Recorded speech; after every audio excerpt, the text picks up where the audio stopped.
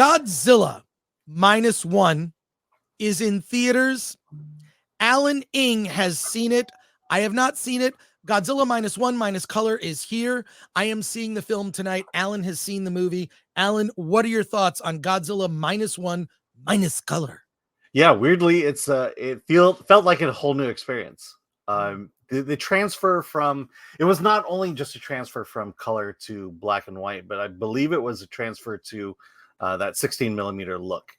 So the soft edges or the hard edges are now soft. The color. This is a darker movie color wise, tonally speaking.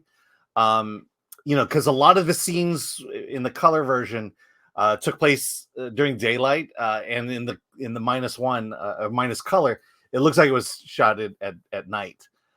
So they really play up those contrasts, and they really, I think we talked about Godzilla Minus One as being an homage to the original Godzilla.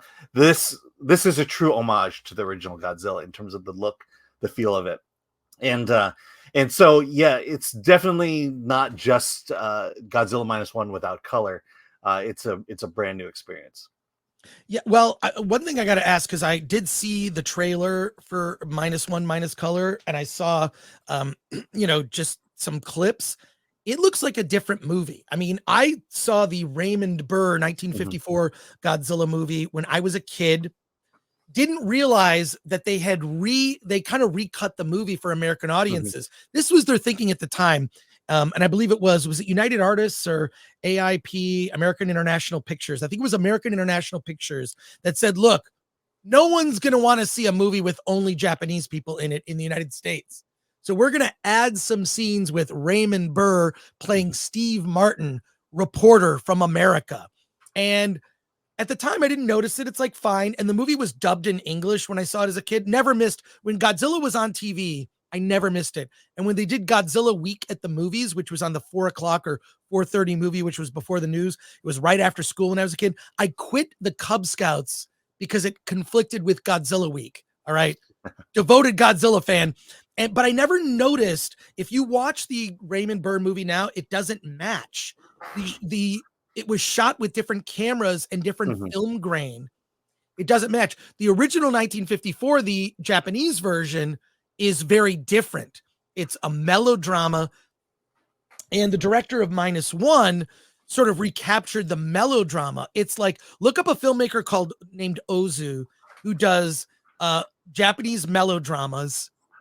And this is what Godzilla Minus One is inspired by. The Minus Color is to take it to retro. Now, it's only in theaters for 1 week.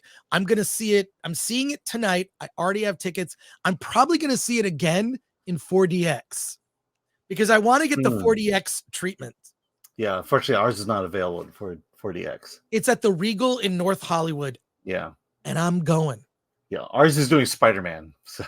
Well, there you go. Yeah. Hey, you could join me. You could join me. But like, how does it change? I really do think it changes a feeling of a movie. So, and I've already looked. Screenings are packed. The screening I'm going to tonight is packed. Yeah. So they come out to Orange County. They're not as packed. Look, this movie, to be clear, Godzilla Minus One, the success of it, it was only supposed to play for a week in America. They keep extending it. It's currently in 1,800 theaters. People are thirsting for real cinema. And there are filmmakers, Christopher Nolan, Denis Villeneuve, the filmmakers behind Godzilla Minus One, with it's worth noting, a team of 35 people did the special effects for this. All right, 35, as opposed to 1,000 for Ant-Man and the Wasp: Quantumania. We're getting our ass kicked by America is getting its ass kicked, and rightfully so, from foreign filmmakers who are unburdened by so many rules that must be abided by, which drive up budgets, which basically you've got middle management bloat. I mean, I did a tweet about it, just talking about how they probably had, as many supervisors as artists. I'm going to guess the 35-member team were mostly artists and maybe one supervisor. And that's all you need. And you get a better, clear vision instead of the mess that ends up being your latest Marvel movie.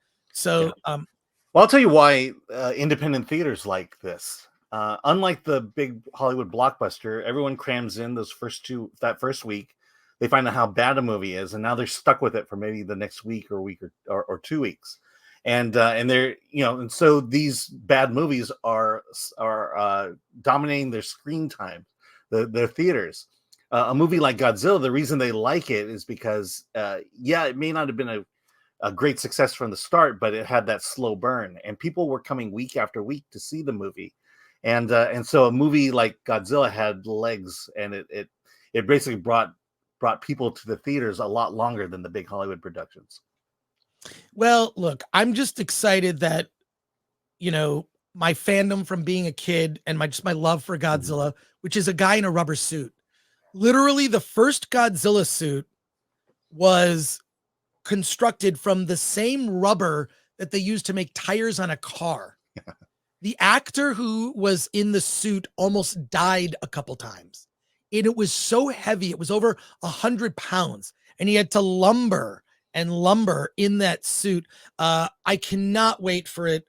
Really looking forward to seeing it again. And I hope it actually stays beyond the 1 week run that it's supposed to do. Yeah. And I believe it can't contractually.